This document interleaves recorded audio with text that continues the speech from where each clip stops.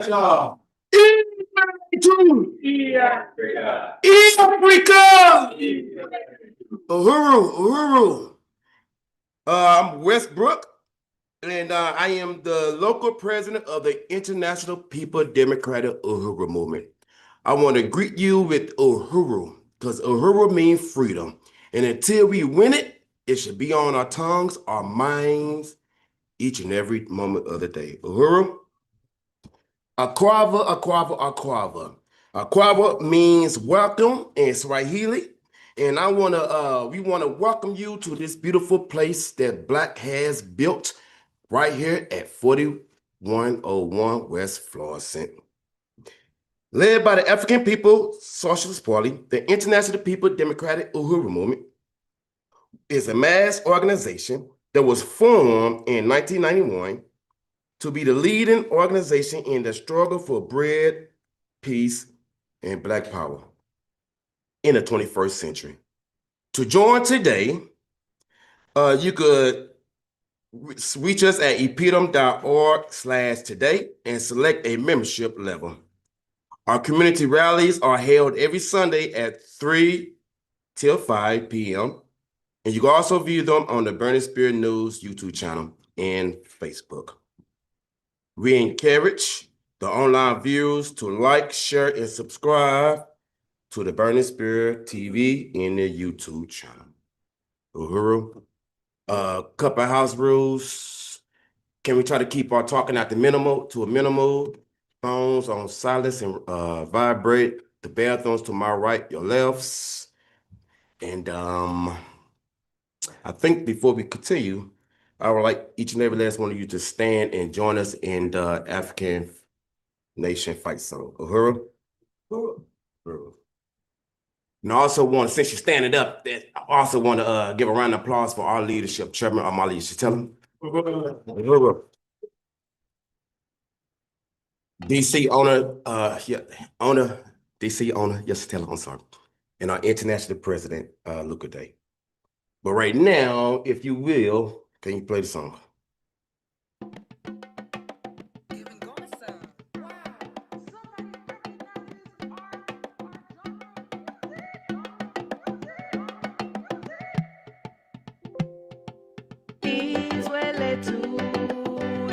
Africa, we are winning. Shout Uhuru for our freedom. We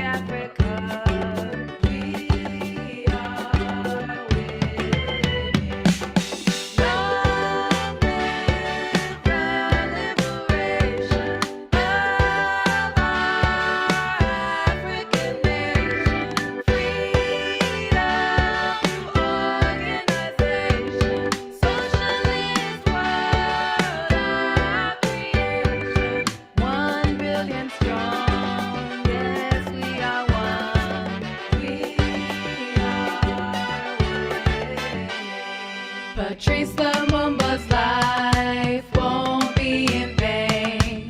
We are winning. Keep up the work in Marcus Garvey's name. We are winning. Independent and free is what we will be. We are winning. Africa will bask in our victory. We are winning. Long live the liberation of our African nation. Freedom to organization. Socialist world, our creation. 1 billion strong, yes, we are one. We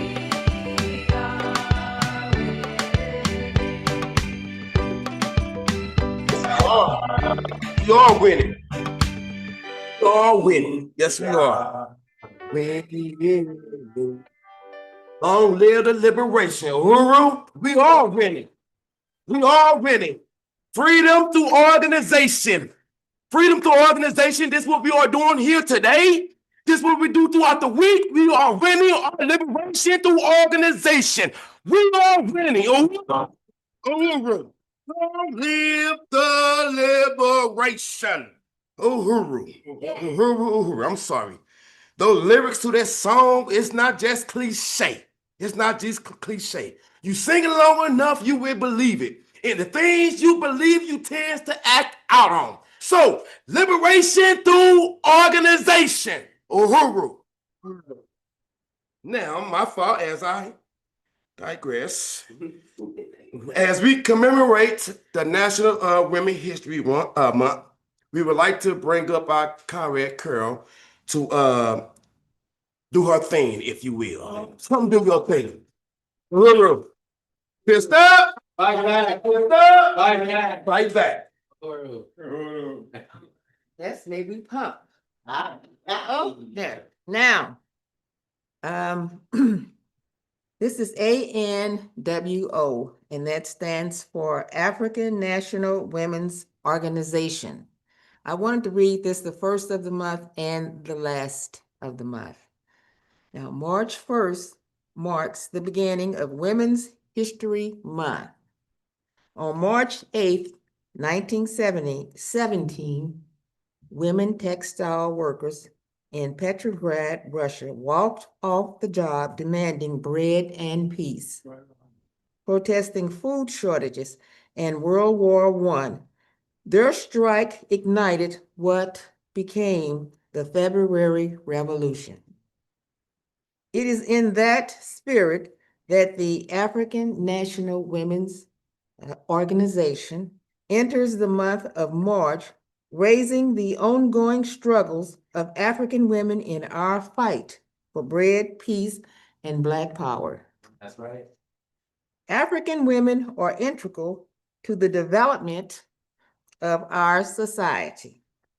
We are mothers, grandmothers, organizers, leaders, friends, healers, aunties.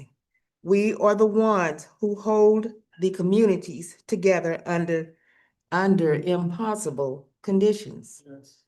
Yet because of colonialism, African women face sharp contradictions that shape how we are forced to survive and struggle.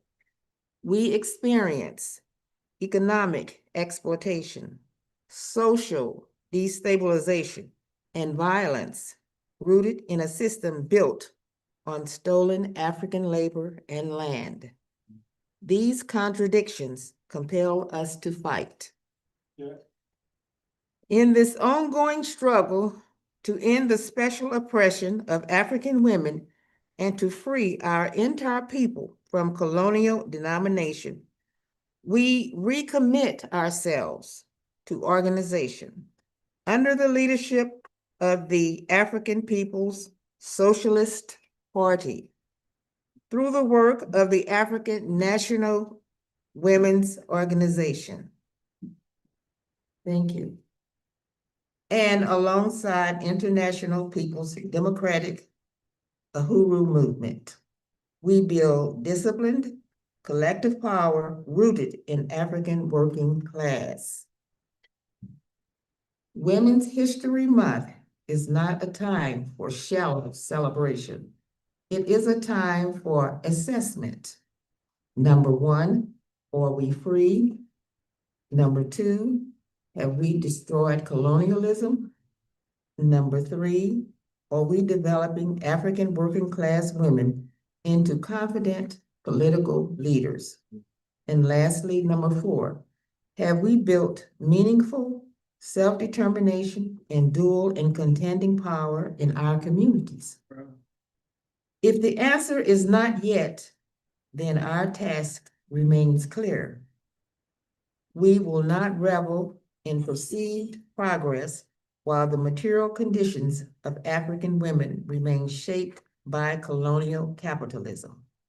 We will continue organizing to overturn the existing relations to the means of production that make African women vulnerable, devalue our labor, and deny us the resources necessary to thrive.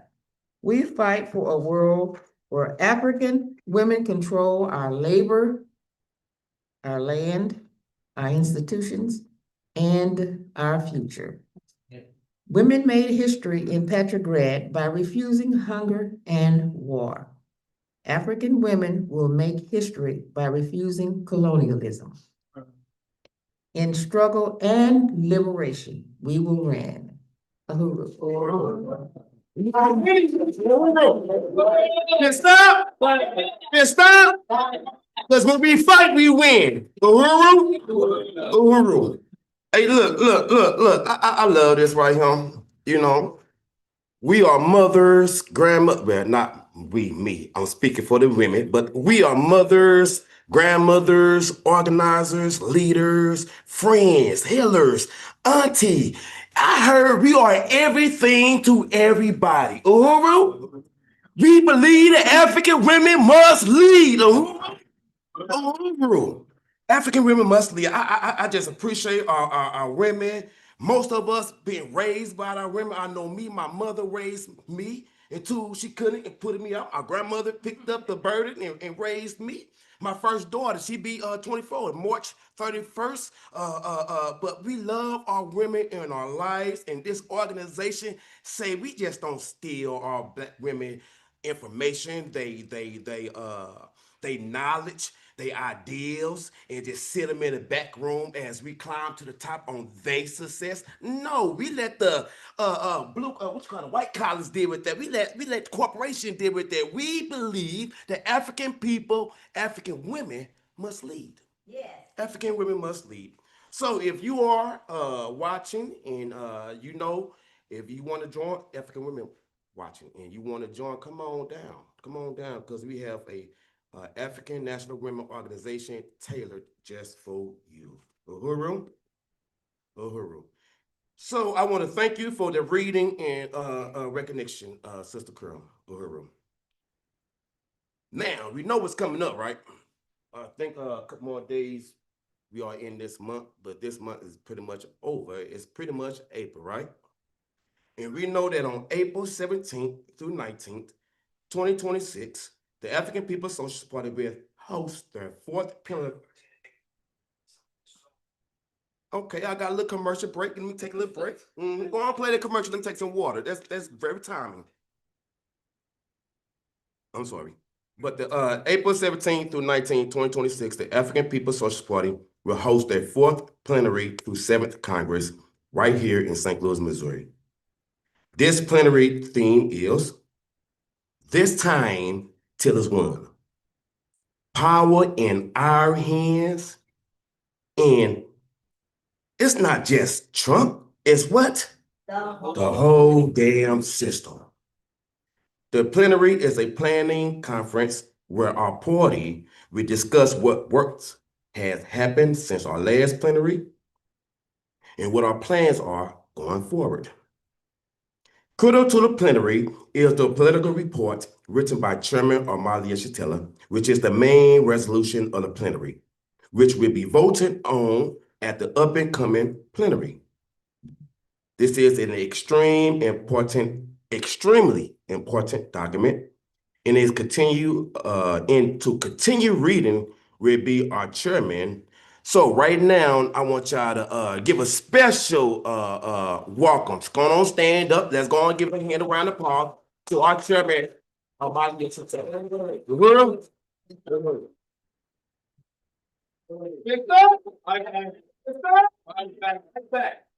Uhuru, comrades. I'm going to begin where we left off at our last reading. The importance, I'm on page 25, and is that being shown on the, no, that's all right. I'm on page 25. The importance of the party's African National Prison Organization. We're talking about this because we had defined in terms of our recruitment strategy 3 important categories that for mass recruitment. That was women, as prisons, and labor. And so we are talking now about the importance of the African National Prison Organization, which is an organization we created a while ago. Contradictions within our party held back our work with the African National Prison Organization, ANWO, after it was launched by our party in the early 1980s. But it was a dynamic organization, the first and only one of its kind up to this day. ANWO is not to be confused with a prisoners organization. As significant as such an organization might be, and despite efforts to make it so, such an organization would have placed severe limitations, strategic limitations, on our goal to free African prisoners as subjects of foreign colonial domination. It's a really important thing because there was an issue that attempt was made to introduce this into the founding of the African National Prison Organization that happened in Louisville, Kentucky in September of 1979. A lot of stuff was going on in 79 in the whole world. You know, that's when the revolution happened in Iran. There were other kinds of eventful things happening in 1979. And one of them was the creation of the African National Prison Organization. And when we were building this organization, an attempt was made to turn it into a prison organization. That is to say, an organization that would be led by comrades who are in prison. And while we don't, in principle, oppose the existence of a prison organization, what we had in mind was not something that was simply for people who are in prison. It was the issue of colonialism and the struggle to free prisoners as part of a colonized body. Because you can work with improving conditions in the prison, but you're still in prison. And you can continue to do things like that. So we don't want to be confused with a prisoners organization. As significant as such an organization might be, and despite efforts to make it so, such an organization will have placed severe strategic limitations on our goal to free African prisoners as subjects of foreign colonial domination, not just as people locked up in cells, but as subjects of foreign colonial domination. A prisoner organization would require sacrificing the long-term interests of our revolution for apparent gains for a sector of the African population, which is the definition of opportunism.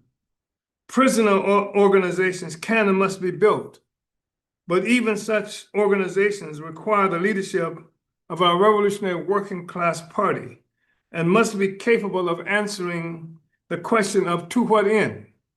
They cannot be based solely on improving the lot of prisoners under permanent colonial domination. They must forward a revolutionary strategy for total African liberation. Most of us are familiar with the story of how Malcolm X used the time he was in prison within the colonial prison system to study, and how such study helped to give him a much greater world view. Indeed, prisons can function as revolutionary universities. Hundreds of prisoners are already receiving copies of our newspaper, The Burning Spear, every month. Now we must become more deliberate in getting the spear into the prisons. And we must be more conscious in the role that content plays in developing revolutionary consciousness among those who are imprisoned. The spear must teach those Africans how to be in the party, how to be cadre, and build party organizations within the prisons. There was a time where a party controlled much of the prison population in Arizona. In fact, in order for Africans to come onto the yard in those prisons, they had to be members of our movement, our party. We were pretty much an authoritative force in those prisons. We must build and fill the ranks of the party. And you will find a serious dedication by Africans who are in the prisons, who are already there in those prisons. And they would take the burning spear and they would literally read the spear, pass it around throughout this prison wing, that the spear would actually deteriorate just from being handled, passed around more and more. So we have a captive audience, and it can function as a university because in prisons, our experience has been as people who are in prison and with friends and relatives who are in prison, is that it's almost impossible in most instances to get revolutionary propaganda, revolutionary materials. I mean, they would allow pornography, all other kinds of stuff to come into the prisons. But we have ongoing battles to get our literature into the prisons so that the prisons can come out of that situation much more capable of defending our communities and themselves and understanding the world. And so they can organize where they are. And we teach people organization. We teach people how to be in the party even while they're in prison. So we must build and fill the ranks of the party inside the prisons, and we must also prepare for the eventual release of prisoners as growing our organizational strength in our communities outside the prison. The director of organization must work with the Secretary General, InPDUM President, and Director of Agitation and Propaganda to organize training to carry out this work from top to bottom. Their approach must include winning the colonially imprisoned Africans to ideological training, organizational involvement within the prisons and outside the prisons. Immediate targets outside the prison include the friends and relatives who should be won by our party to membership in prison support work and indirect and direct membership in our party. The Secretary General, InPDUM President, and Director of Organization must also help to identify and/or train cadre who will be tasked to take on this work. Some of the prison support work could include buses, vans, and other means of helping to transport relatives and friends to prisons that are usually located in hard to get to often rural and white areas of the state. Our party has some experience in this kind of work, and it is important for growing our influence, and it was important for growing our influence in the past. This kind of work helps to keep African families together. The process of transporting African family members to visit their imprisoned loved ones also gives us an important vehicle for providing political education during transportation of visiting family members to and from the prisons, thereby winning conscious supporters of our party and our movement. It's hard to be given adequate description of the role that prison plays in our community. It is brutal and murderous. Some things are obvious. I mean, we have a situation where enemies can actually come into our communities and pick up our children and leave there without even having to fight. Just come and pick them up, and you're in prison forever. They have developed over a period of time this whole process of sending our youngsters, young people, children into adult prisons with the recognition that sending these children into adult prisons means that they're going to be raped and just assaulted in horrendous kinds of ways. And what that will mean is that once released, we have turned them, traumatized them, turned them almost into enemies of our communities, etc.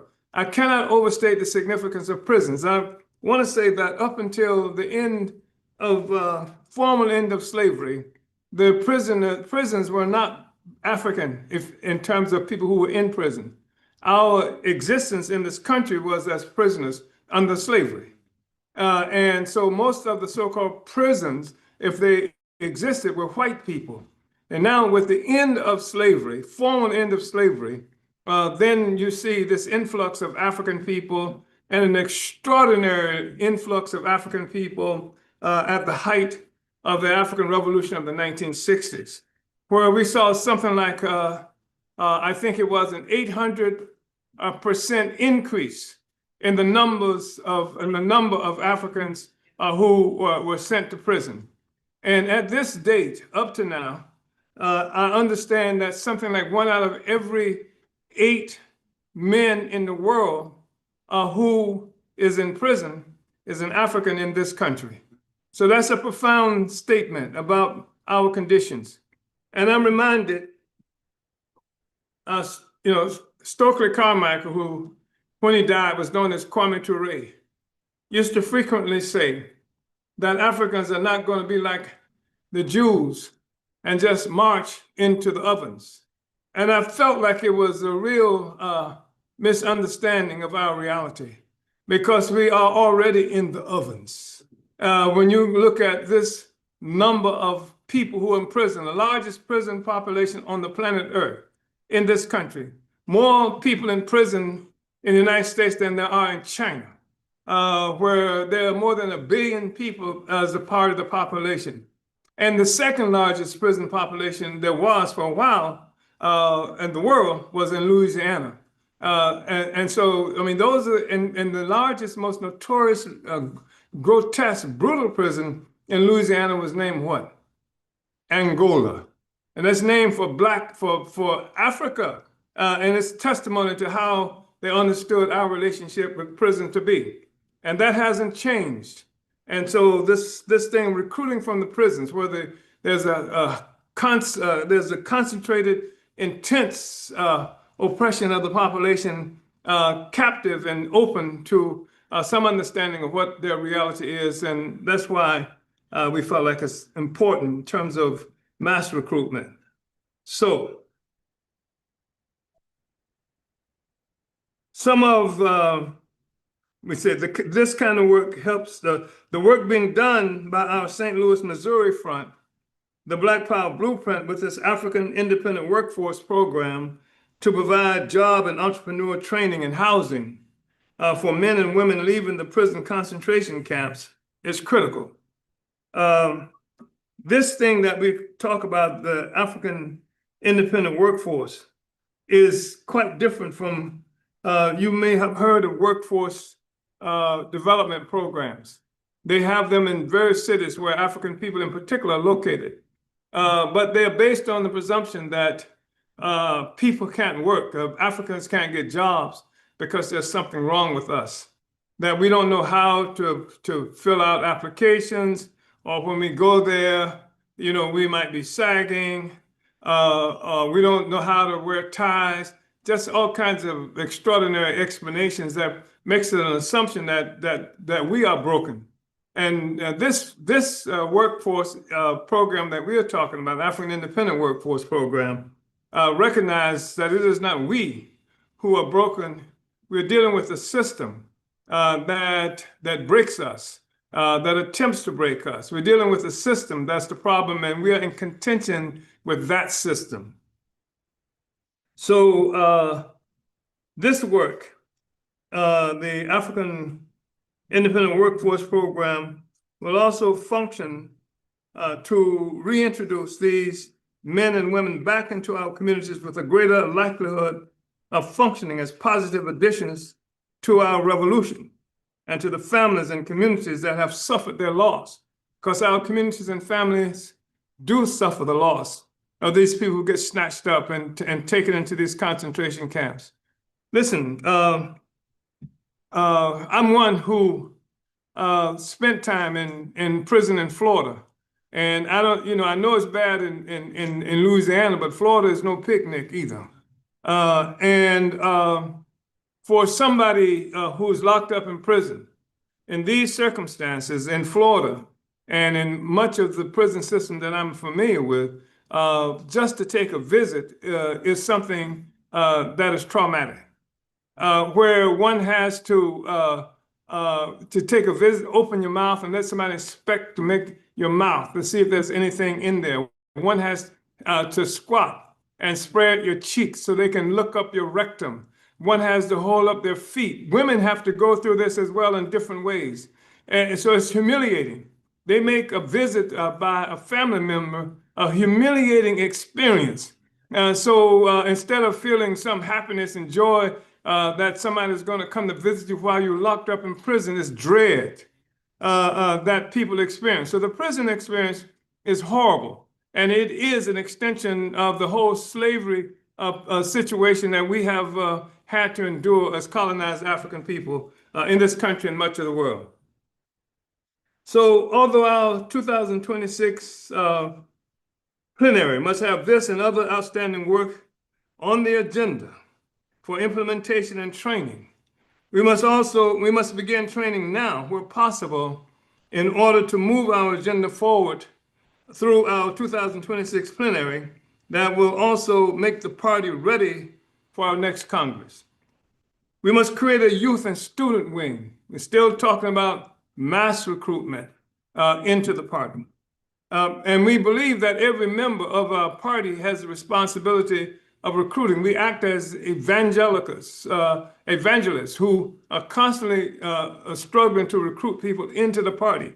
But we also think that recruitment doesn't have to all happen just with individuals, that there are groups that we can identify, masses that can be brought into the party in one fell swoop. That's how ANWO works as a women's organization, prison organization we're talking about, and labor organizations. We were involved in creating an African International Labor Union a few years ago. That actually was supposed to have been led by a comrade in South Africa who is no longer with us. And when I say with us, I mean not a part of our movement. But the assumption is that there are groups of African people, students, people who are located in certain situations that can be brought together to contribute to organization en masse. Our organizing work targeting African young people and students is being led by InPDUM President Lukade, who also occupies the post of chair of the Youth and Student Working Group for Black is Back Coalition, BIBC. The party's development of the leadership process and cadre building inside the party was not stopped. It was accelerated despite the attack by the colonial state. Because of his outstanding leadership building and transforming our presence in the United States northern region, it was important to transfer Comrade Emmanuel Lukade Maku to the position of International President of the International People's Democratic Uhuru Movement, InPDUM.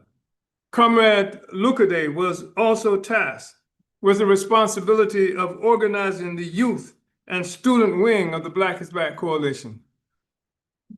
This made it possible to transfer Comrade Masamela Odom, who previously presided over InPDUM, to the job of cadre development in the Department of Agriculture under the leadership of Comrade Akili Anayi.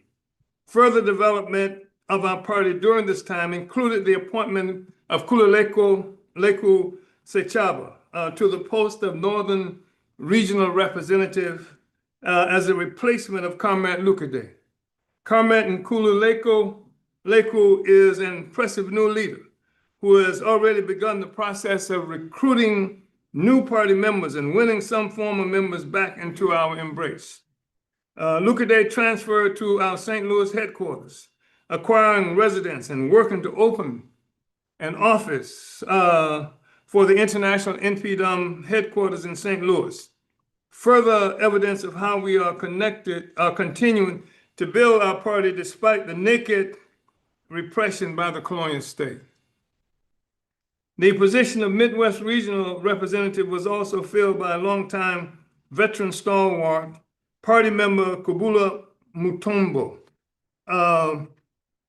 Moving forward, I propose that that InPDUM President Lukade initiate a student youth conference or congress with the intention of creating a youth student wing of the party with numerous young people at its initiation. This should be our formal reinitiation of group recruitment of students. We must assist InPDUM President Lukade in developing the Black is Back Coalition Youth and Student Working Group as part of a plan of action that anticipates consolidating the youth and student wing of our party. This will be an important area of work that allows us to deepen our reserve forces within the party and develop young cadre who can come full-blown into the party ranks, already experienced in doing revolutionary work in party organization. We can catch youth and students who are hungry for knowledge and who are free from the issues that burden too many older party forces with mortgage payments and other life responsibilities that challenge their flexibility and stamina. African internationalist students can establish the process of bringing cadre into the party with a high level of intellectual curiosity and practice. This will contribute to the process of raising the ideological growth and maturity of party members, students, and professors on the campuses and the development of working class intellectuals throughout our ranks. I mean, you've got these young people who are students. Many of them do other things than watching TVs every Saturday morning, and they're really interested in understanding the world, and especially right now, when the world is closing in on us in so many different ways. There was a time when we talk often now about how Marcus Garvey recruited something like 11 million people to his organization. That was before social media, internet, and this kind of thing. And so the question was, how could Garvey do that? And of course, one way Garvey was able to do that was that unlike the NAACP, and I mentioned it purposely, the NAACP that Garvey characterized as a National Association for the Advancement of Certain People, unlike that organization that was not about winning liberation, and that brags about being like the oldest organization, this and that. But it doesn't even own a barbecue stand or barbershop. It doesn't do anything because it does not presume, it makes no assumption that African people, our people, will be a people that will feed, clothe, and house ourselves, and that as a solution to the problem that we've got. It makes the assumption that the solution to our contradictions lie within an association with the colonizer. So instead of fighting for the liberation of African people, it fights to be integrated into the system of our oppression. And that's not what we are about. That's not what Garvey was about. And the thing is that how then did people progress? Because we know that things were horrible. I mean, we talk about Garvey having a movement that really grew in the 1915s, 1916, 17. But we're talking about the same time where white people were initiating what they call Bloody Sunday right there in East St. Louis, where they killed hundreds of African people. Right there in Oklahoma, where they dropped the bomb. One of the first two bombs dropped from airplanes in the military fashion was right there in what's been characterized as Black Wall Street in Tulsa, Oklahoma. Rosewood. All of these forces, all of these places came under attack as Africans were moving, trying to achieve self-determination, free ourselves from colonial domination. And Garvey's movement was representative of a movement that was designed to empower us ourselves. So it wasn't saying to be free, go ahead and join this white group, that white group, or this thing, but to be free to build our own freedom. And that's what it was about. And so Africans flocked there. This is the way if you could be a part of institutions that were built. Like we have created the Black Power blueprint, transforming what you see right here in St. Louis, right up and down West Florissant. And you saw the same thing, the Black Power projects that were created by Marcus Garvey during that period. This gave people an opportunity to be something. You didn't have to just hope that the white man was going to open the door. We talked about Garvey, who actually had purchased land in Liberia, where we were going to be self-governing, and that was going to put a toehold on the continent of Africa itself, so that we could, Garvey would have an idea of being able to liberate all of Africa and bring us independence. But that nobody was talking about that like that but Garvey at the time. And so this gave people something to aspire to, African people something to aspire to. And then what happened, of course, is that the integrationists succeeded off of the struggles of African people to win the corporations and things like that in this country to employ Black people. So some of you may be old enough to remember there was a time when corporations would have people coming to universities and college campuses trying to recruit because they need Black faces, etc. But as soon as the tide turned and they didn't want our Black bus anymore like that, then boom. So now what are these Africans going to do? And you see more and more repression, more doors slammed in the faces. And so they cannot anticipate being able to go from this college, this university into IBM or some other kind of corporation that's there for them. But they can come into Black Power Blueprint. They can come into the institution that we create for self-government. That's why they joined Garvey, because they could be somebody. They didn't have to wait on the white man, the colonizer who created the problem, to solve the problem for us. And so that was the power of Garvey. And many Negroes were opposed to Garvey. They were calling for Garvey's head. W.E.B. Du Bois, very brilliant man, was one of them. He led the movement. In fact, he created the modern Pan-Africanist Congress to contend with Marcus Garvey's Universal Negro Improvement Association and African Communities League. That's what he was done for. So, and he made all kinds of deals and arrangements with colonial powers and contention with the movement to build absolute and complete independence by African people. So,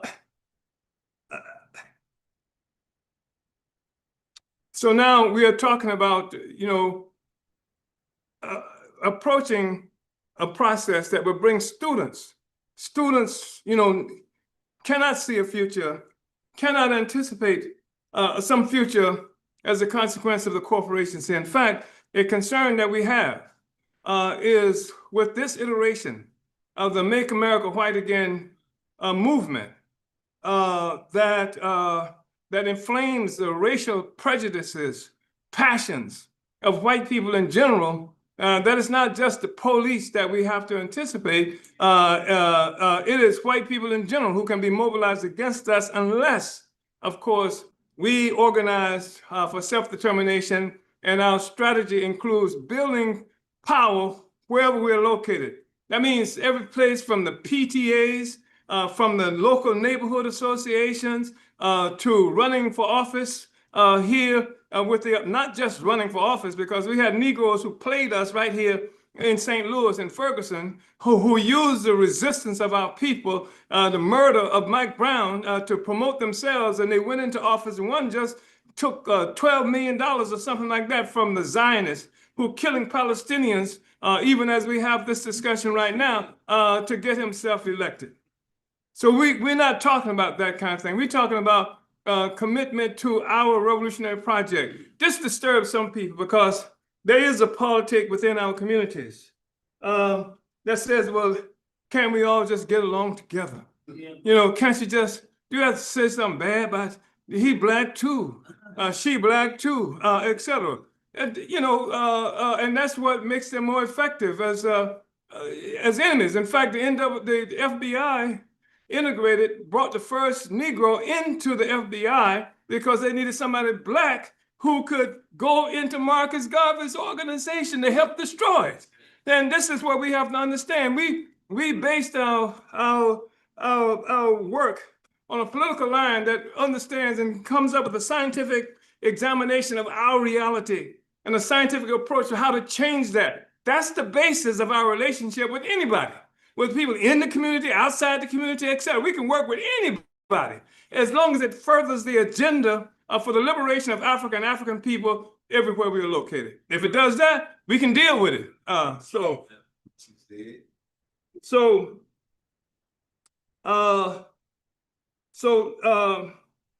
want to just go to the thing with students too, because students are curious and you know, I just love it. I mean, you can remember, some of us are young enough to remember having an opportunity, you know, the inquisitiveness that we had as students trying to get answers and being mostly dissatisfied with the answers that we were getting in the institutions. But the people who we knew often, they were pretty smart persons, and they would help to point us into directions that this is what we have to do. We have to create this kind, institutionalize this on the campuses.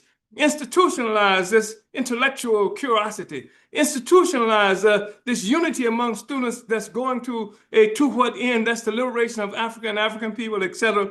That's what we have to do. That's the thing that would take us forward, and we become more effective. We bring students into create student wing of our party, youth wing of our party, and what that means is that functioning as a part of the party's apparatus when they come into the work. And they stay there for a period of time. When they're recruited firmly into the party itself, they already have experience working in the party, leadership of the party, knowing the style of work of the party, etc. And that's a critical thing that we fight for. So we say African community leaders must be recruited into the party. We need to use targeted recruitment. So we talk about mass recruitment. We do individual recruitment. Now I'm talking about targeted recruitment of individuals in some areas. There was a specific comrade I had identified as a potential leader for a revitalized African national reparations organization, for example. And another was named as a possible arm of the Office of International Affairs under the leadership of Comrade Louisa Kinshasa. I mentioned both of these comrades in my January 17, 2025 report to the party's Central Committee. However, we were ill prepared to carry this out. Neither proposed force knows enough about the party to be successfully recruited to the suggested post. And although they are both brilliant in their fields of political work, their current non-party political work does not commit them to the acquisition of power and self-government that defines our work. And I mentioned this also because, you know, Jesse Jackson just died. And there was an outpouring from some quarters of, you know, of lies about how wonderful he was and the wonderful stuff he did for the movement, the great sacrifice. That's a lie. As Jesse himself, that's why we call him Jesse Jackal. Because he, had a capacity for untruth himself. Even the relationship he had with King, and how when he went into Chicago was supposedly to build SCLC's Operation Breadbasket, had turned it into a personal project, more or less, that turned into Operation Push. And it was something that satisfied his own aspirations. And his aspirations were not in the best interest of African people. For example, some of you may be aware of the fact that he had this Operation Push headquarters in Chicago, same city that Fred Hampton was in. And Jesse Jackson, as you know, also put forth the concept of the Rainbow Coalition. But that's not, the Rainbow Coalition was Fred Hampton's, yes. The Black Panther Party. Fred Hampton created the Rainbow Coalition. And Jackson had this practice of taking programs and things like that initiated by leaders that proved to be popular and calling them himself, calling them as his own programs, which is not true. Everybody knows that when King was killed and Jackson was there when he was killed, he rushed back to Chicago and did TV saying that he's had the shirt on with King's blood that was on the shirt. He was lying. That wasn't even the shirt he was wearing when King was killed. I mean, and people suggested that he just smeared the blood, and he said, King whispered to him the last thing, Jesse, take my people home. Anyway, I mean, that's not good. And the fact that Jesse became an employee of the U.S. government. He had Sister Soldier because she was an incredible intellectual sort of working class leader. And she upset a lot of liberals. Her political stance and things that she had to say. So she had Jesse Jackson had her speaking at Operation Push. And when she spoke at Operation Push, it upset what she said, a lot of liberals. So then Jesse had to speak at Operation Push, William Jefferson Clinton, who was then running for president. And part of what Clinton did was to use this opportunity to criticize Sister Soldier right there in Jesse Jackson's house, more or less. And then he gave Jesse Jackson $1 million to go out and recruit Black people into the Democratic Party. He is now building his own capacity in terms of, that is Clinton, in terms of his plan to become the next president of the United States, and Jackson did it. I mean, this is the kind of stuff that I'm talking about. And it was treacherous. And I won't go too much more into that. There's a lot of other stuff I could say in that vein, but I'm not going to. So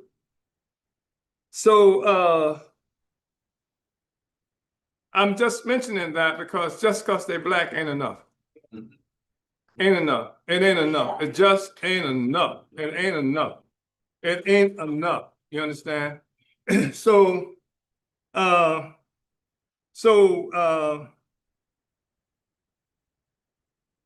all friends and fellow travelers of our party, among those that must be considered for party membership and strategic organizational placement. We are entering this terrain of targeted recruitment, fully recognizing the lack of African internationalist ideological development, and consequently the likelihood of some ideological limitations or disagreements that must be overcome with these comrades, the one that we identified. We are convinced that many of the people we have identified learned much more about the party and our philosophy through their attendance of our 2024 trial by the US government. And part of the point that I'm making here is that when people have come to know us, they have come to know us through ANPO, through ANWO, African National Women's Organization. So a lot of people join the African National Women's Organization. They don't understand the African National Women's Organization as being a part of a strategic whole. Some people join us to come in through the Black Power Blueprint, come in through InPDUM. They don't understand that all of these parts of a strategic whole.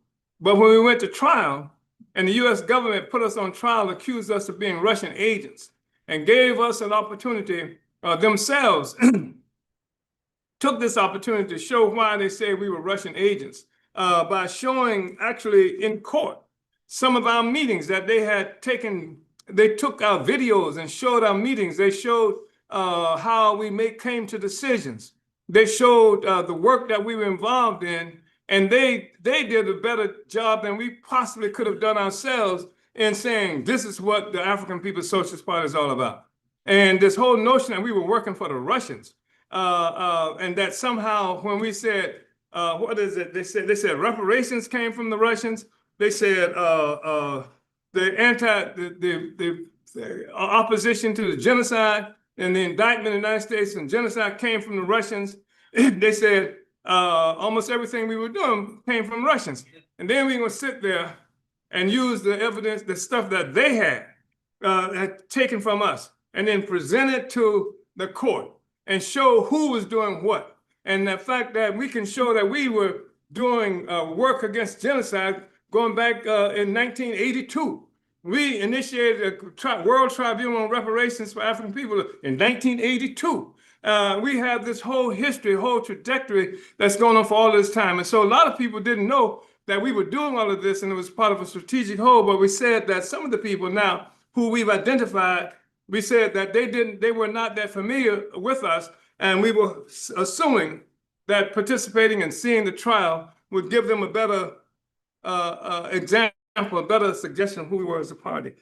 So we said, we are convinced that many of the people we have identified learned much more about the party and our philosophy through their attendance of our 2024 trial by the United States government. It was at this trial where we were able to introduce into evidence ideological, organizational, and political materials from our work stretching back to the 1970s.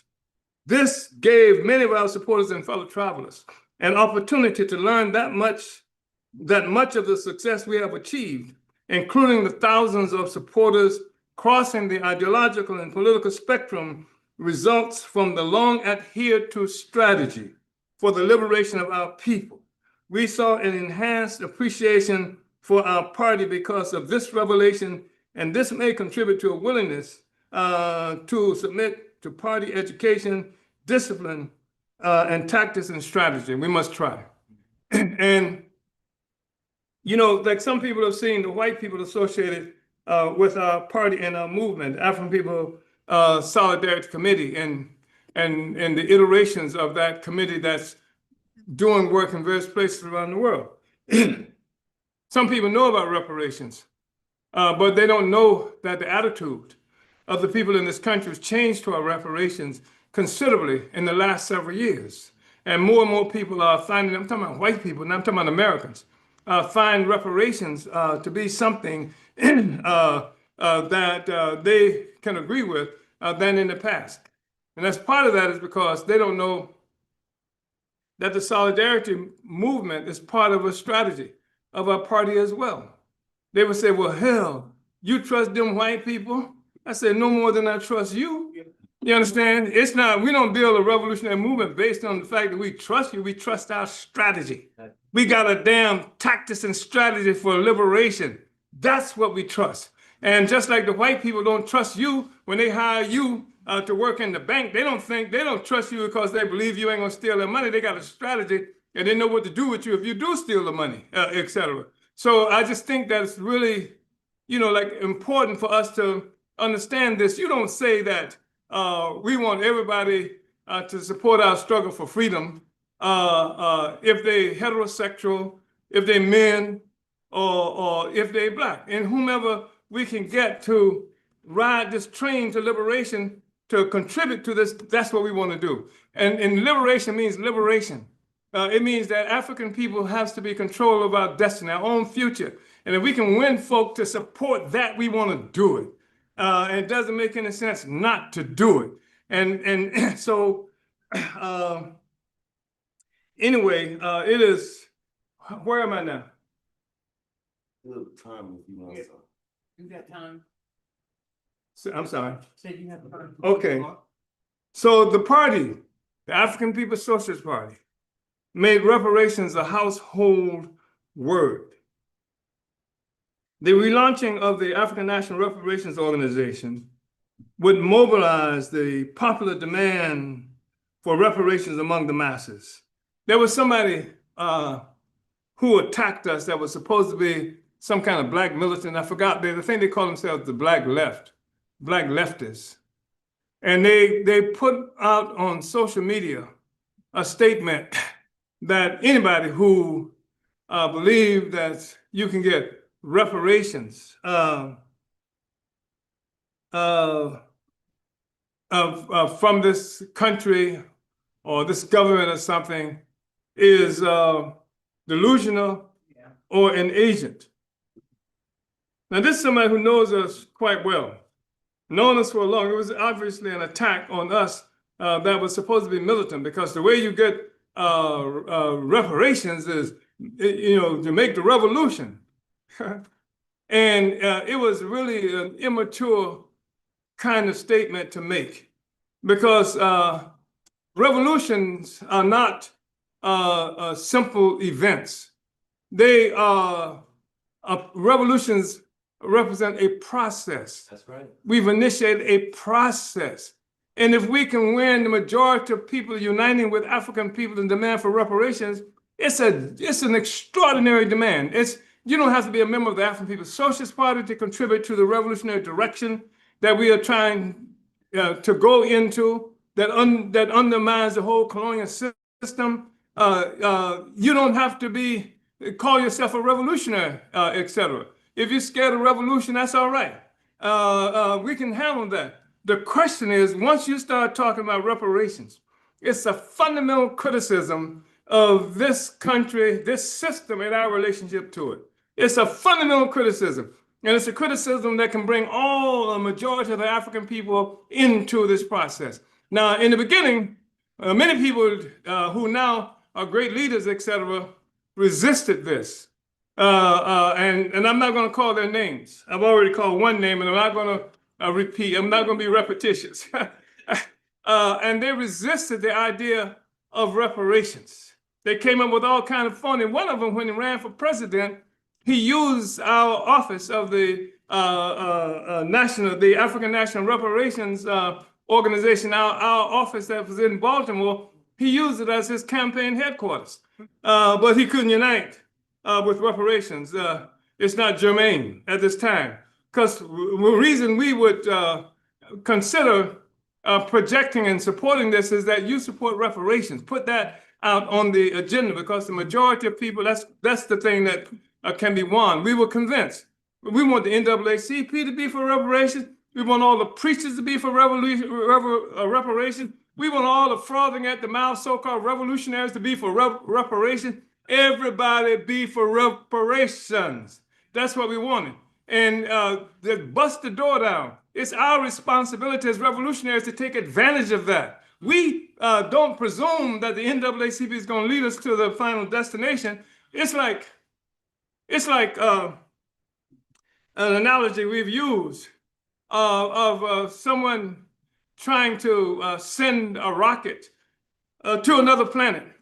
And to make that happen, they have to use what they call boosters, don't they, Greg? They put these boosters onto the rockets, little rockets, to help break through out of the atmosphere, so you can get into orbit and to get to the other place you're trying to go. And so, but when they get there, what happens with the little rockets? They release them and they go down, but you get to where it is you want to go. So you don't say, you don't use no little rockets because they don't take you where you want to go. No, you use the little rockets because they help you get where you want to go. And after that, you don't need the little rockets anymore. So we have a strategy of grabbing as many little rockets as we need to break the gravitational hold of colonial domination, so that we can go ahead and destroy colonialism for African people. So we say, everybody, be for reparations, but we've done more than that. With the actual practical work that we've done, we held the first tribunal on earth for reparations, international tribunal. we were the first to ever quantify the amount of value stolen from Black people through labor alone. And we came up to $4.1 trillion that they owed us. That was in 1982. And that's just in labor. And that's not all that they owed us. And then some people were opposed to it. They said because just the Black people who were born in America should be the one that get reparations. Well, no. The fact is that we are born in America because of an attack that was made where? On Africa. If the attack hadn't been made on Africa, we wouldn't even be in St. Louis unless we came on our own, et cetera. And the St. Louis we would have come to, it wouldn't have been a St. Louis. It might have been called something else, but St. Louis, it wouldn't have been named after the king of France. So anyway, that's the kind of thing, that has helped to propel us forward. So, and with the solidarity forces, we have created a situation where reparations work, as I said, is being done in white communities and more than 130 white communities in this country. And this is part of what has made more and more Americans amenable to the idea of reparations. Didn't happen as much as, and I'm hoping nobody takes offense at this, but it wasn't done by Jesus or Allah. It was actual practical work that we did. It's a plan of action that we used. It was a strategic approach that we used. And this is an approach that continues to erode the legitimacy of the relationship that we have with colonialism. So the launching of the African National Reparations Organization would monopolize the popular demand for reparations among the masses. The party is currently calling for the return of ANWO, or the African National Reparations Organization, off of the tremendous momentum that we have achieved beginning in the 1980s and through the current work we're doing, especially on the solidarity front. And the reparations demand, you have to unite with that for a number of reasons. One, it's a primary form of self-criticism that white people can make. It's a concrete form of self-criticism that white people can make. And the other thing is that as long with the circumstances we're confronted with now, with the violence that's been directed at people who are not white all around the world, and the suggestions of violence, enhanced violence against Africa, not just suggested, but the increased violence under this administration directed against African people. We have to be able to make this crime that's been committed against African people something that is recognized by the people here. Because if they don't, if there is no recognition of a crime that's been made against us, then there's no reason why they won't do it again. And when I say recognition, I'm not talking about formal recognition. I'm not talking about the existing president having somebody to sign his name to something that says we understand. I'm saying the people. The people are the fundamental things. And when we start talking about a struggle against colonialism, it enables white people and the colonizers to unite with a legitimate struggle. Otherwise, as long as you're talking about fighting against racism, then there is an ability, and it happens, that white people have to fight against themselves. We're not asking you to fight against yourself. We ask you to fight against the colonizer. We ask you to join the struggle of oppressed and colonized people all around the world, and especially in this country. And that's what we want you to target. And you can do that under the leadership of those of us who are colonized. And this gives you an opportunity to move forward and to rectify your relationship to us and everybody else. Because we are talking about the relationship that white people have to Africans. I'm saying this because there are some people, even in our own movement, when I say our movement, I mean the so-called reparations movement, that says, well, when we talk about reparations, we have to make it clear that we're not talking about white people. We're just talking about the company, the corporations, and we're talking about no, I'm talking about white people. white people and the corporation and all this other stuff, because the white people relationship is defined in part by the fact that they inherit the value that's been created by black people. We don't get it, they get it. So we're saying that you should reject that and you should join with the struggle of African people, etc. So the white people, well, I didn't do it. I wasn't there. Hell, I didn't do it either. I'm saying I didn't do it, you didn't do it. Now, here is the thing, here's the conundrum we're faced with. Neither one of us did it, but I'm determined to change it. I'm determined to overturn the consequences of what's your position on that.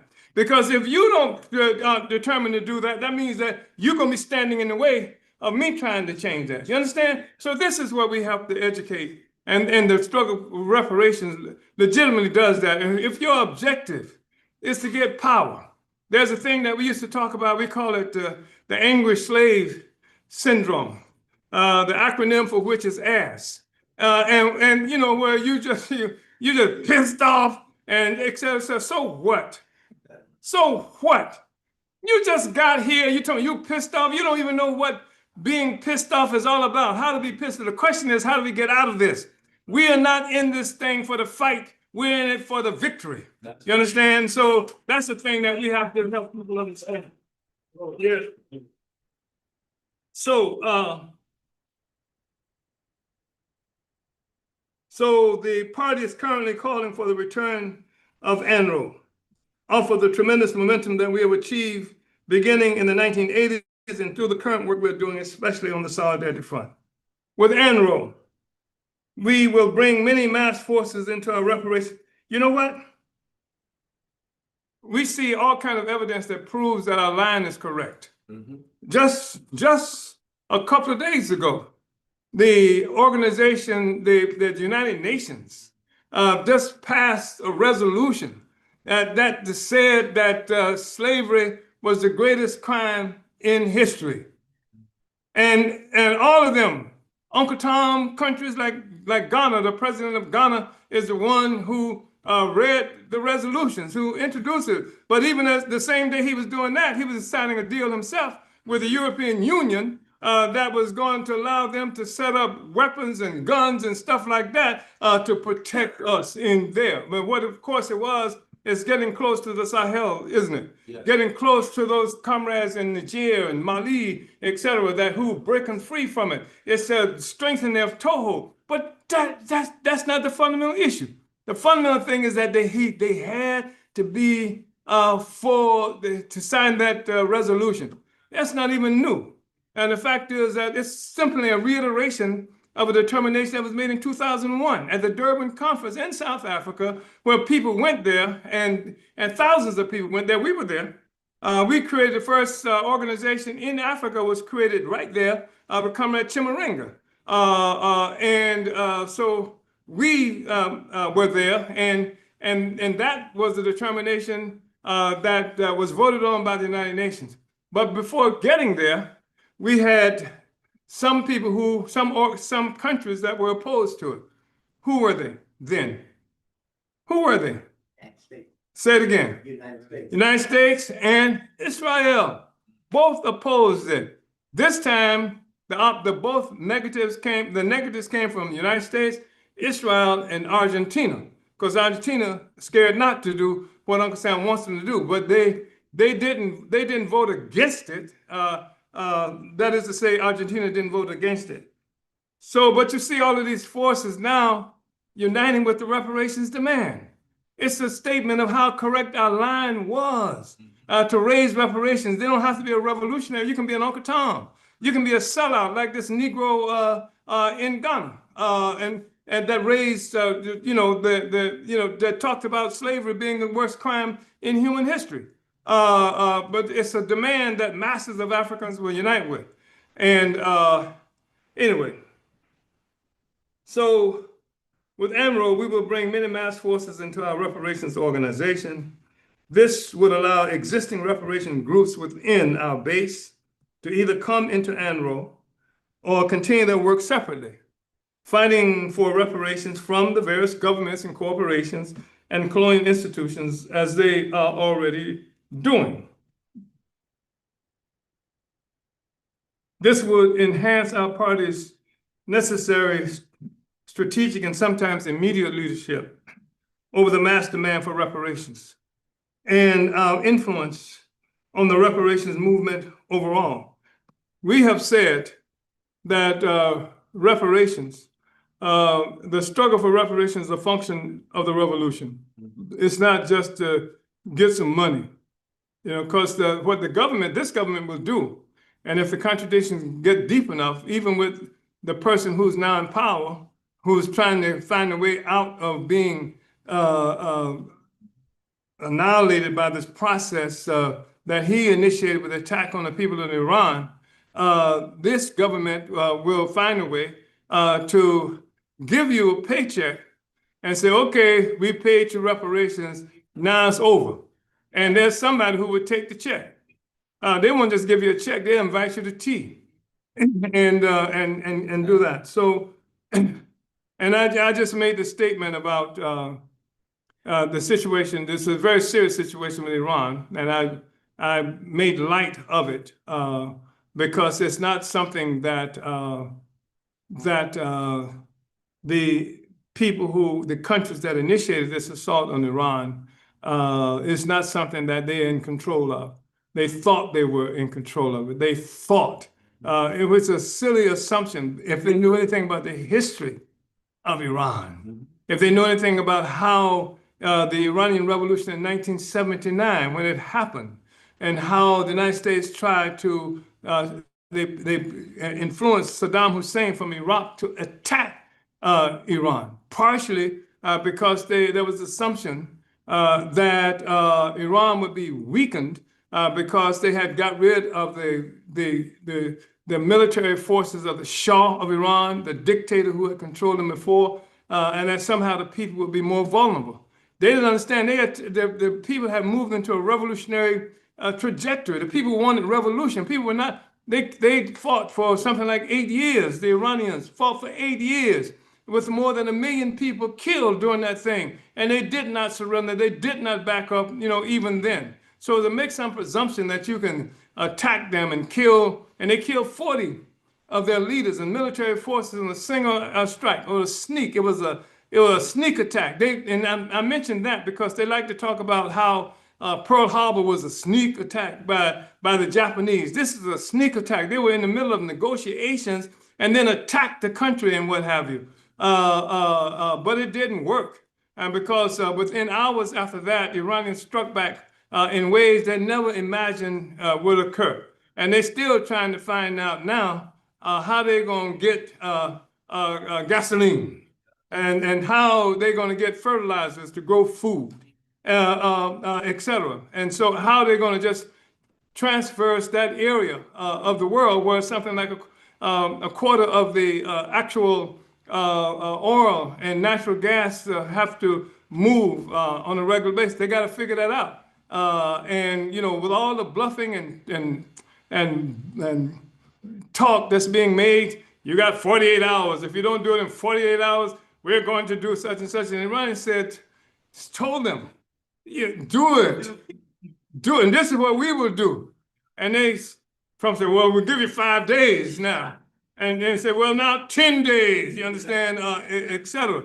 Because the country is ready to make them pay the ultimate price. Yeah. Because what else they going to do? Yeah. If they're killing the leaders and they're destroying the country and what have you, why not pull out all the stops? And that's what they've done. They've pulled out all the stops, and it's having major consequences for the whole world economy.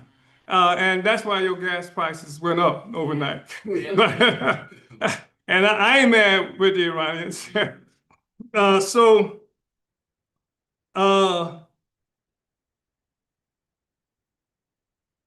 This would enhance our party's necessary strategic and sometimes immediate leadership over the mass demand for reparations and our influence on the reparations movement overall. It would uphold the fact that the party successfully popularized the reparations demand in the United States and the world, with our goal from 1980 to make reparations a household word. And through the 12 annual sessions of the party-sponsored International Tribunal on Reparations to African People.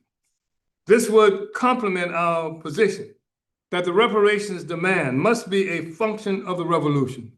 It allows all those participating in reparations work to see beyond the limitations of the achievement of some kind of payoff that leaves the colonial relationship between African people and the state intact.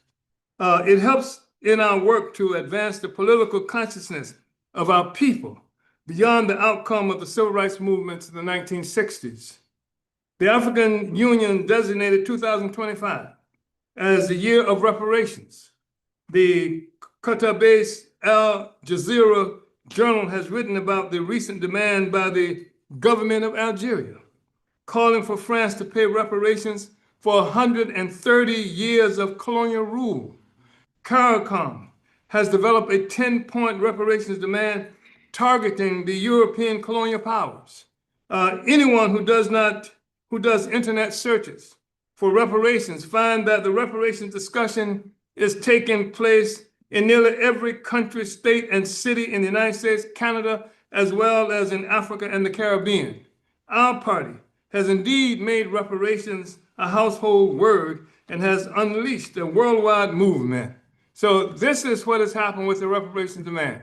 The same demand, when we first talked about reparations in the mid-1970s, the white left characterized us as a reparations demand as a lunatic fringe. You have to be out of your mind. This is what they were saying. And now the white left is trying to find a way at least to pretend to support reparations too in order to maintain some kind of legitimacy among themselves. And Algerian Foreign Minister Ahmed Attaf, as Algerian Foreign Minister Ahmed Attaf stated in their recent reparations demands from France, reparations are neither a gift nor a favor. Attaf wrote, Africa is entitled to demand the official and explicit recognition of the crimes committed against its peoples during the colonial period, an indispensable first step toward addressing the consequences of that era, for which African countries and peoples continue to pay a heavy price in terms of exclusion, marginalization, and backwardness. The party and I brought the verdict of the tribunal to the masses through extensive tours throughout the United States, Europe, and Africa over the years, fertilizing the seeds of this demand, which the party has always defined as revolutionary. Our revolutionary reparations demand stems from our understanding of parasitism and the colonial mode of production in which the wealth, labor, and genius of Africa and African people are the foundation of white wealth. Those forces who use our reparations demand to attack the party are nothing but neo-colonial self-serving posers attempting to derail African workers from the dynamic process of destruction of the colonial mode of production by calling for the return of what has been stolen from us. They are attacking our struggle for the total liberation of Africa and African people everywhere. While not every reparations demand is being expressed as a revolutionary demand, the correctness of our line is reflected in the increasing numbers of our starving and dispossessed African people who are being mobilized by this demand that targets the colonial mode of production. So I'm going to stop here. This is page 31. And the next beginning point would be with the subhead, the party plays a key role in ushering in current political situation. Uhuru. Now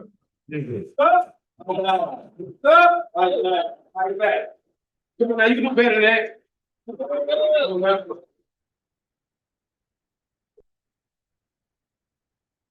We want to appreciate our chairman delivering the political report. Uhuru. Our professor. Uhuru. Well, right now, what we want to do is we want to open up for discussion. So as we make our way down to the mic for a question or for a point, right now is a great time to do it. But before we come on, make it down. But before you embark on it, we had a few guests in the room, and I just want to appreciate it. And I want y'all to come to the mic and tell us your name. Tell us where you're from. Uhuru. He deserted you, sis. I know you. I see you looking for him. Yeah, he just moved to bed. So Yeah. I want to appreciate how you doing, sister. Good, good thing. Good. Okay. Yes, ma'am. Yes. Sorry about that. No problem. My name is Brother Anthony. How you doing? Good thing. How you, brother? Again, my name is Brother Anthony, and I'm for the people. I love the people, and I appreciate everybody coming out. I'll be back. Okay, right I on. appreciate it, bro. You got a special gift for you, InPDUM, buddy. And Yes, what's your name, sister? I got one for you too. Yeah. Yes, sir. How you doing, everybody? Good thing. How you, My sister? name's Thane Madison. This is my husband. All right, right on. Thank y'all. Thank y'all. We just got married. Too, so. Oh, y'all just got married. Right on. Say Africa must unite. We just wanted to come and show our support. We are opening drug testing, hair testing, and phlebotomy clinic on the south side of St. Louis in the Hills. So we definitely looking to go out and break. Right on. Good to see you. Splendid. Splendid. Yes. Anything for the people. Right on. For the people. Wait, hold What is on. You be Uhuru and send you away with a quabba. That this is your house and y'all always welcome. So I want to appreciate you. Thank you. All right. Thank you. Appreciate it. Thank you. All right. Last but not least, I'm going to pick on you. He's not a guest, but I haven't seen your face. You. So come on down. No, you. Come on down. Yeah. Let's see, Conrad. Some people think that Aquaba is Swahili, but it's not Swahili. It's tree. Teach us. Tree. It's tree. It's spelled TWI, but it's pronounced tree. Okay. And it's spoken particularly in Ghana and perhaps in some other neighboring entities. Yeah. What's up, brother? I ain't so wow now go on, bless us. Go on and tell us who you are, which I already know, but go on. Okay, you know. Yeah, I'm gonna give you a Peter too, man. It's been a while. All right. Yes. Okay. But anyway, I ain't got much to say. Hard of hearing, hard of seeing, but I'm going downhill fast. But I'm still with you all, and one thing I'm want to add to it is the reparations and the thing I'm interested in now in my point in life is the United States, the African Americans, African Americans. But anyway, the point of it is that the American system is like where we are now, where a president can come in and we not 100% Americans, if you know, through the Constitution is excuse me, but anyway, but through the Constitution it's got, you know, we were supposed to be in 2/3 or 3/3, whatever, and then you gotta every so often you gotta vote every so many years. We the only ones got to do that. But anyway, the thing I'm trying to get to is that this is never going to work.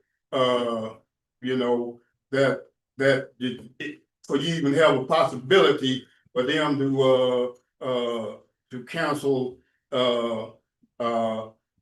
You know, to be able to vote in the future, putting us back to where we was then. But that's in the Constitution, the way I understand it, because I seen Mr. Clayton, the black congressman or whatever he is, talking about that last night on TV.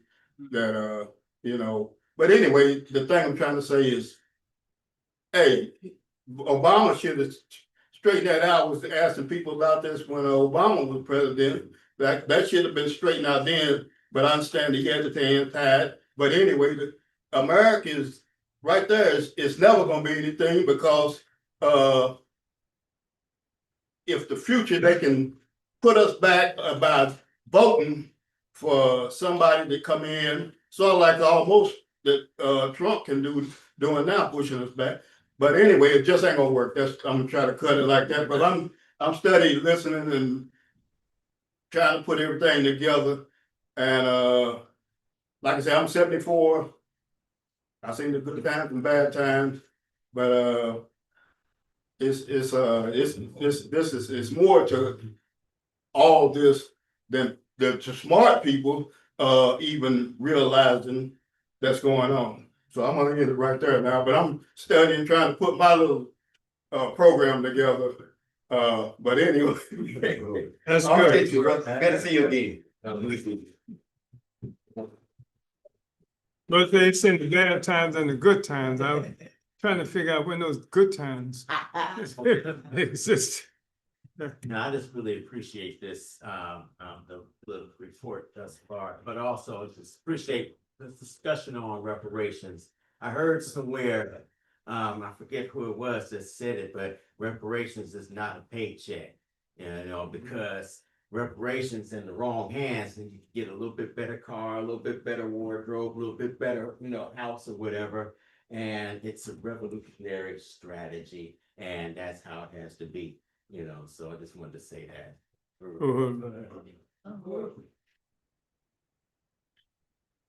Come on, President. Oh, Uhuru. Well, I think this political report, and as well as your presentation that you made on today, was truly significant and historic too. Every Sunday that we put on these Sunday mass meetings, these Black Power Sunday rallies. That's right on.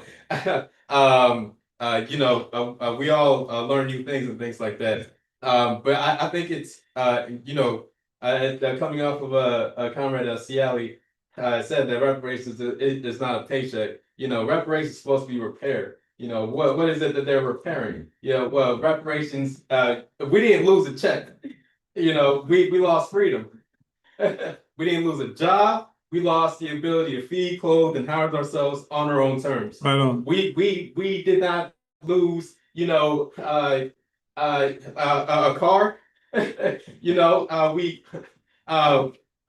What we lost is the ability to be self-determining, to have self-agency, and to be self-governing people as we were in the past. That's what we lost, and that's what needs to be repaired. Yeah. The skills that we Africans had many of Africans were the ones who invented a lot of things. The African culture, as Chairman says, is so ubiquitous that it's everywhere. It's everywhere. It's not simply that an African Chairman had said one time, it may have been this morning, that the question isn't,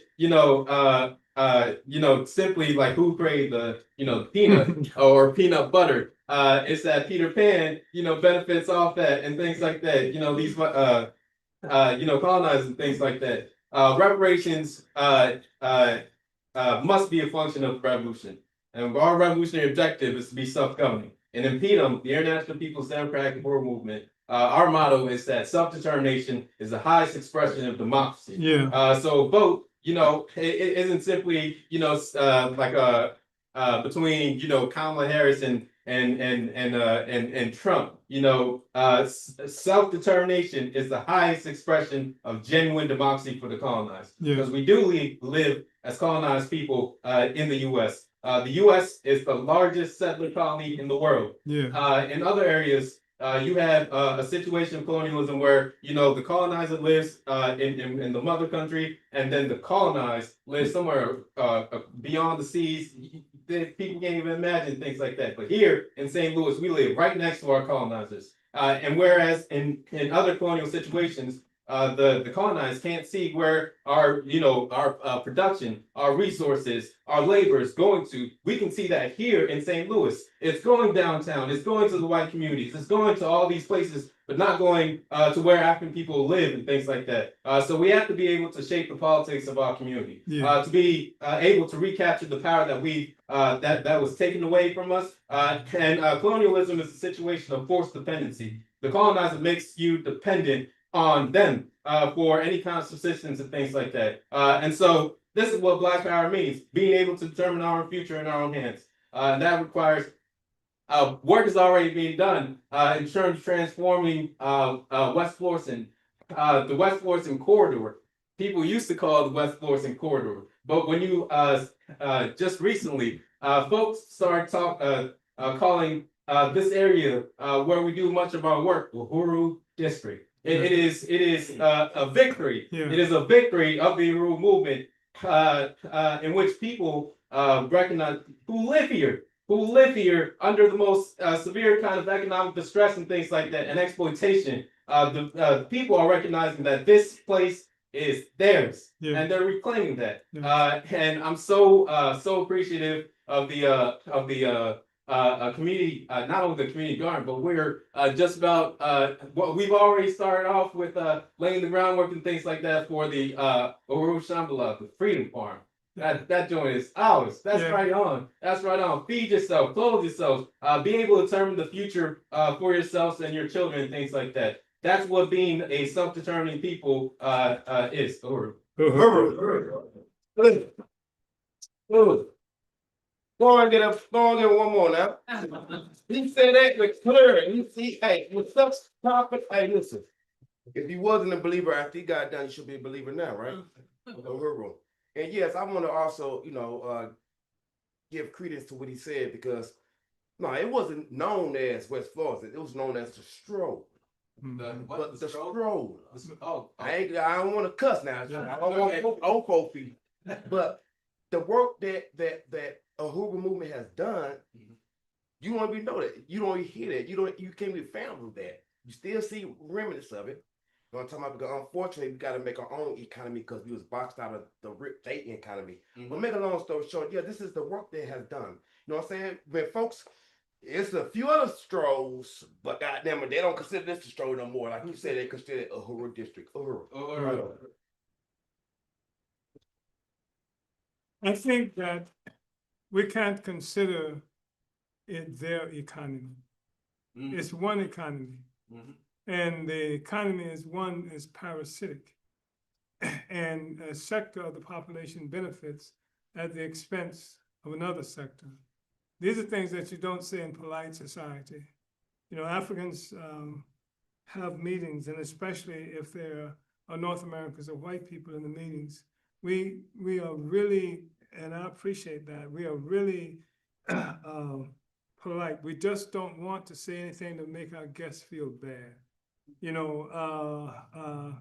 But we have to tell the truth, and the truth shouldn't make anybody feel bad.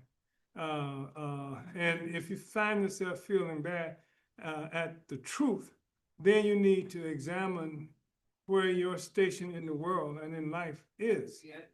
Because the truth, somebody said it, Reverend, will set you free. Yeah. Right on. Uhuru. So were you going to say something, Dylan? Yeah, I did. Yeah. It's hard to recognize Dylan with a haircut. Yeah. Uhuru. I really want to salute you, Chairman, and Deputy Chair, and the People's Socialist Party, and InPDUM, of course, for holding these rallies, but for bringing the theory of African internationalism into the whole sphere for everyone. Yeah. And allowing white people to be a part of the revolution by making a self-criticism, by not just saying, oh, we can give you a check, Right. but we can invest in Black power. Right on. We can invest in a future that everyone can exist in unity. Right on. And I invite white people to join the Reparations Investment Company to volunteer to invest in Black power today. Uhuru. I want to appreciate Dylan's intervention and the introduction of an aspect of the work that we're involved in. It's not dreaming. It's not, people making, breastfeeding kinds of declarations, but we're talking about economic life that reverses this contradiction we're living in. We have a situation where the only role that white people have been able to play in a meaningful way is to take. And so that's part of what gentrification is about and all these other things, that this is how you can get wealthy. And now we're saying there's a way that white people, settlers, can actually contribute to building a future and unite with the struggle of colonized people to change this relationship. And it's liberation for everybody that comes as a consequence of that. So thank you so much. Uhuru. Fist up. Bye. Fight back. And I'm glad our comrade is making her way to the stage because we are at the membership and resources segment or a moment. Uhuru? Fist up, fight back, fight back. Ease way late too. Yeah. Africa. Huru comrades. You know, I'm just full and I haven't eaten. I am full and I thank Chairman because every time he says something, it adds to what I already know or what it enlightens me a little more every time. And with that being said, I want to enlighten you to know that, first of all, everything that we collect for our goal is, what's the word? Liberation. Every nickel, dime, and dollar. Our goal today is $50. And if you're online, you can, I'm talking to you too, because every nickel, dime, and dollar is a nickel, dime, and dollar to our revolution, okay? And the freedom of our families here today and those of tomorrow. Yes, I said those of tomorrow, because you know what? What are we doing? What are we doing? We are winning. We are winning, comrades. So we do have a future. Don't let nobody tell you that BS, okay? Now, our goal, like I said, is $50. If you got $50, then I can just fit, we can start eating because Sophia is not here today, so it's on myself and Comrade Makeda. But we got y'all hooked up. In the meantime, to get to the back, can I see $10?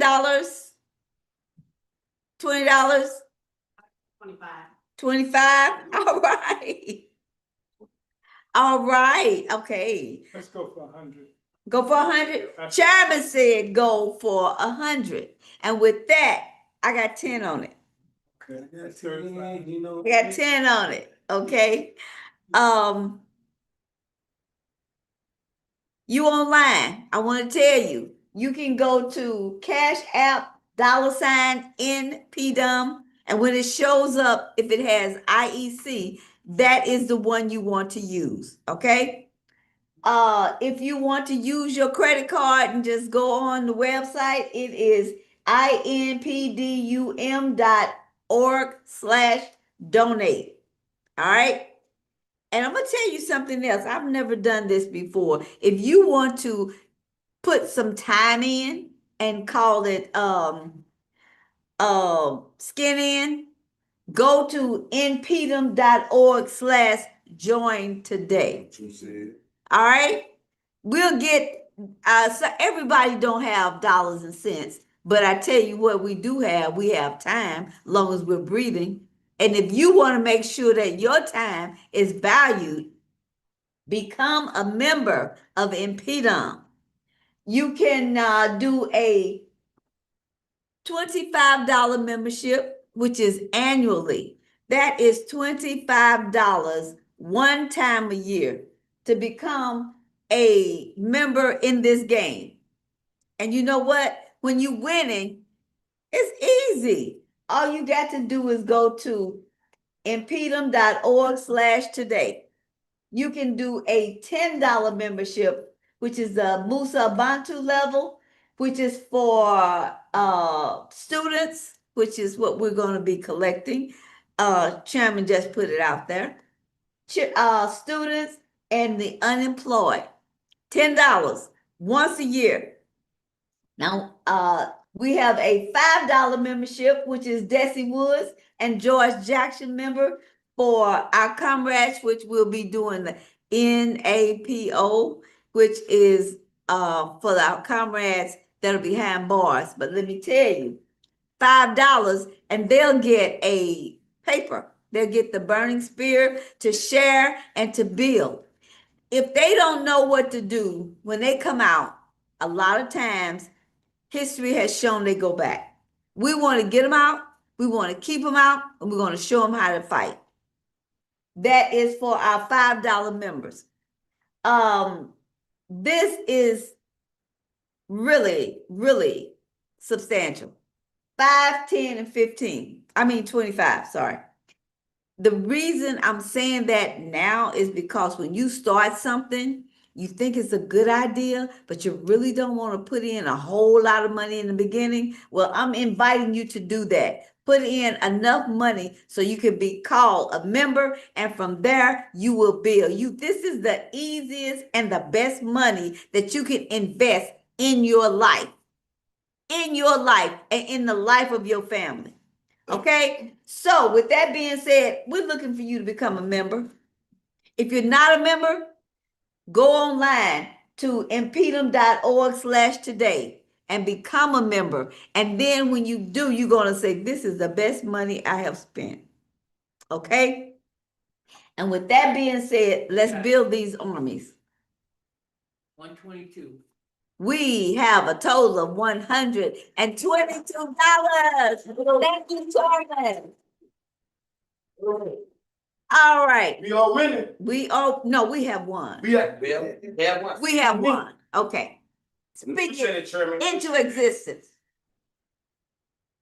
Chairman, sorry, and I appreciate Chairman for always having the vision. Right now, I want to appreciate your patience. I want to appreciate your patience, and I want to move us forward. Right now, we have announcements brought to us by Conrad Makeda. Uhuru. Uhuru.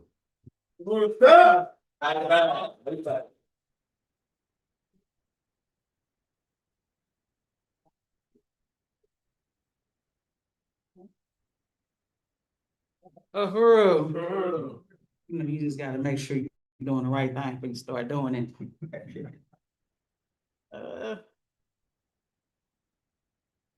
All right. We are streaming live from the Burning Spear TV YouTube channel, the online voice of the International African Revolution. If you are watching online, please give us a like and subscribe to this channel. It helps with the algorithm to reach a broader audience. The Burning Spear TV has also just launched its paid membership program, offering a 20% off promo code for the Burning Spear store. For the burningspear.store, where you can find books by Chairman Omali as well as other Burning Spear merchandise. Basic membership is $4.99 per month, $4.99 per month. We encourage you to support this important platform by clicking the join button and signing up. In case you missed it, you can watch our historic September 2025 annual InPDUM convention on the Burning Spear TV channel. Be sure to check out the dynamic presentations by Matsamela Odom, Omali Yeshitela, Jesse Todd, and many more, as well as reports from Africa by Louise Kinshasa and Tafari Mugari, and much, much more. The APSP plenary. Join the African People's Socialist Party in St. Louis, Missouri, April 17th through 19th for the 2026 International Plenary themed, This Time Till It's Won. Power in our own hands. It's not just Trump, it's the whole damn system. This is the planning forum we use to deepen our organization, enhance our organizing, and lead the African working class beyond spontaneous protest to the capture of actual dual and contending power. This is the place for all freedom-loving people determined to have a new world free of oppression and exploitation to take part in changing the world. Register today at apspplenary.org. That is apspplenary.org.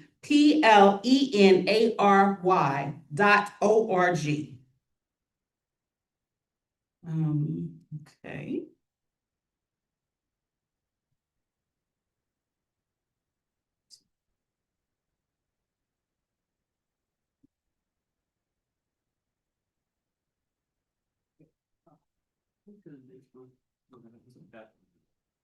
Where's that at?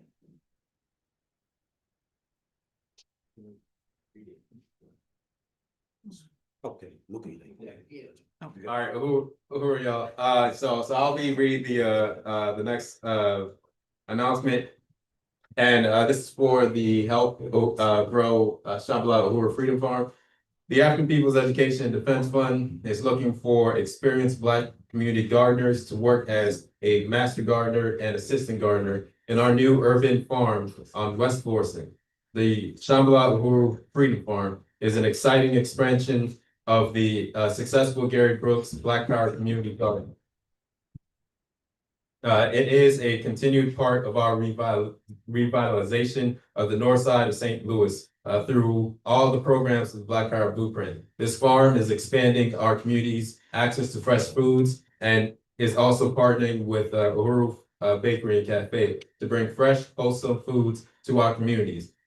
To apply or read the job description, go to tinyurl.com/freedomfarm job or scan the QR code on the screen. Please share these job opportunities with anyone you think might be interested. If you have any questions or want more information, you can email volunteer@blackpowerblueprint.org. Once again, that is volunteer@blackpowerblueprint.org. Uhuru. Uhuru.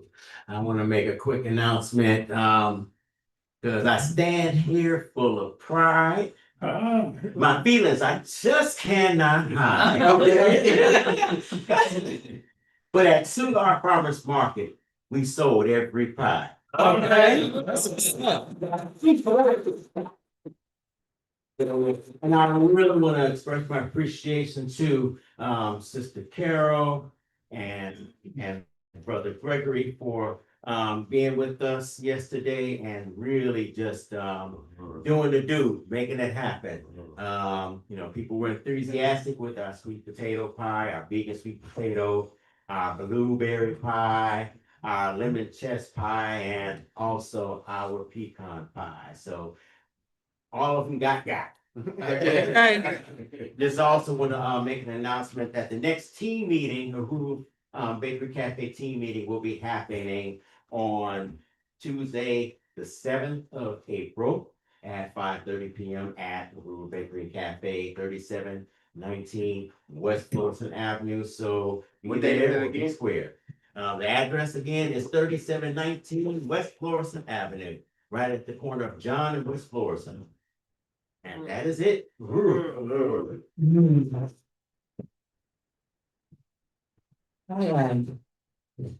We also want to make an announcement about the RNDP studies, which is every Thursday. So join us every Thursday at 7 p.m. Central Standard Time, 8 p.m. Eastern Standard, and 5 p.m. Pacific Standard Time for our weekly RNDP studies hosted by InPDUM.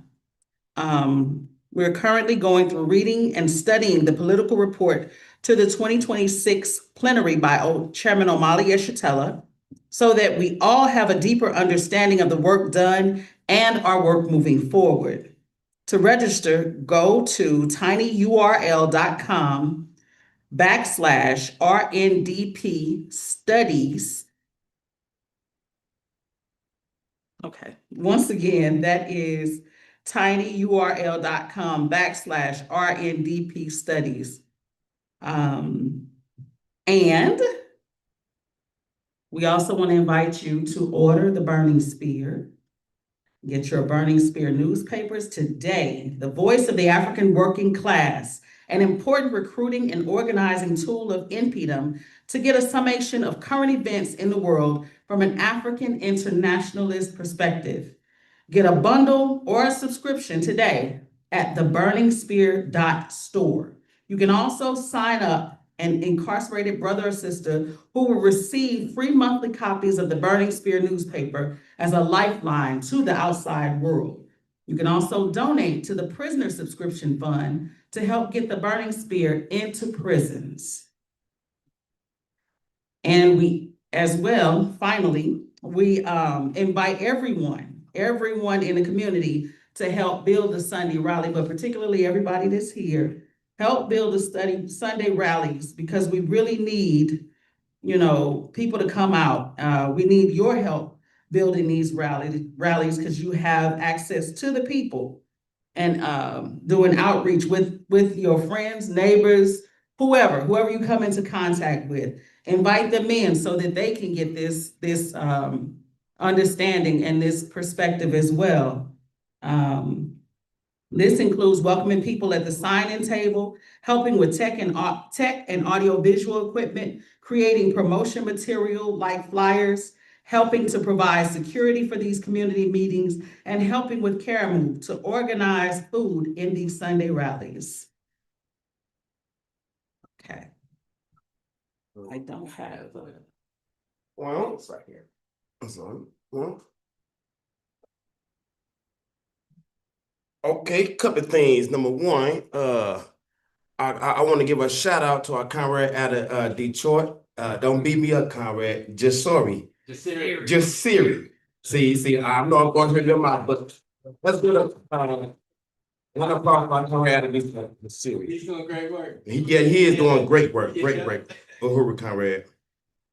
And if you hear me, throw Uhuru in the comrade. In the comment. And then we have a question for what time do the service, the first day? Sessions.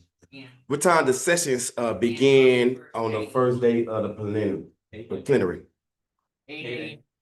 Standard time. Okay, and that's 8 a.m.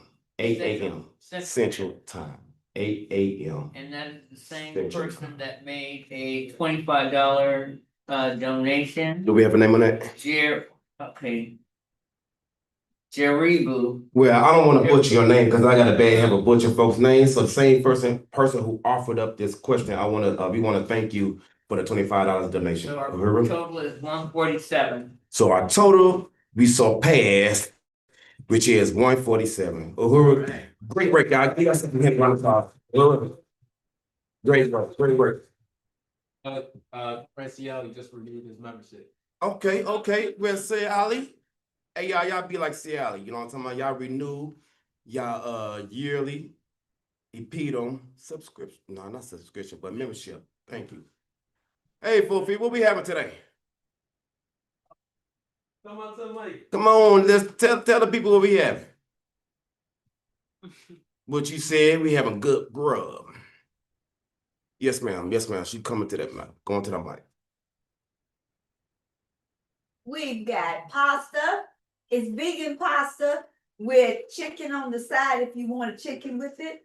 We've got mixed stir-fried vegetables. They're vegan. We got something for you, Cherry. Yeah, we got you. We got rice. We got cookies. We got tea. We got food, y'all. Sound like a feast. Yeah, it is. Like a feast. Uhuru. I'm not quite sure what Sophia has planned, but she will put a text out to everybody and ask. She'll give you the menu and she'll ask you to bring something. So look forward to your text. Be looking for the text from Sophia for next week's Sunday rally. Uhuru. So I want to appreciate our comrade, and I want to appreciate you. But right now, I want to bring up our international president to close us out. Uhuru. Mr. Who's that?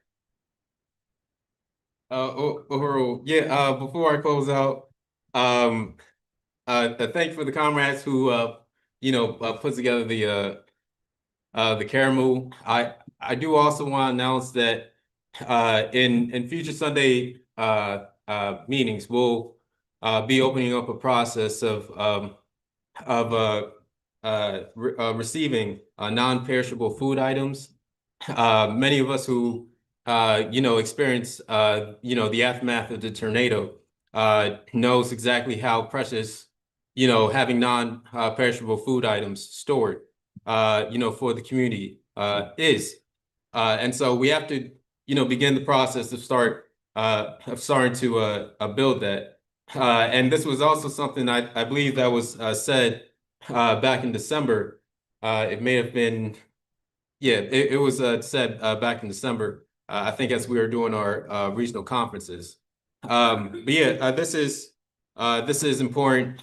So please do let folk know if you have non-perishable food items that, canned goods and even,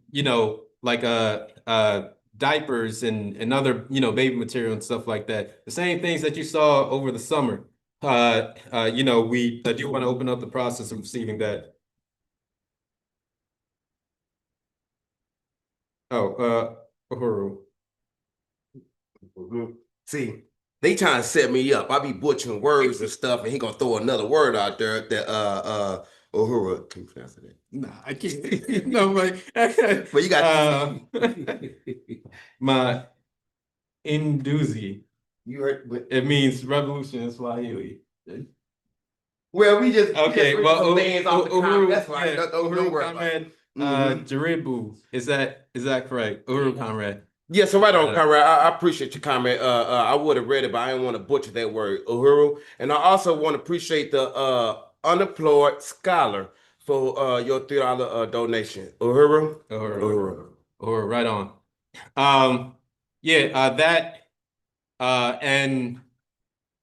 Okay. Well, I'll go ahead and close this out. Thank you so much for coming. People to bring the non-perishables Oh, to the meeting next Sunday? If they have stuff on. Yeah. Should they bring them on Sundays when they come? yes, we do. We would like to receive them, on Sundays. If Sundays don't work, you can, like what happened, during the summer, they can be dropped off, during the weekday, and including Saturday and things like that. Uhuru. Like a basket or a bin or something back at the back where people can they can drop the stuff in. All right. Yeah. Well, we'll have a basket and bin in the back for you all to drop off, and I'll make sure to get some material as well. Uhuru. But with that being said, I think this was a really great Sunday rally, and let's go ahead and enjoy the really great food. Thank you so much, Chairman Omali Shatella, and Deputy Chair Onazane Shatella for making all this possible. Forward to the plenary. Uhuru. Same place, same time next week. Let's see.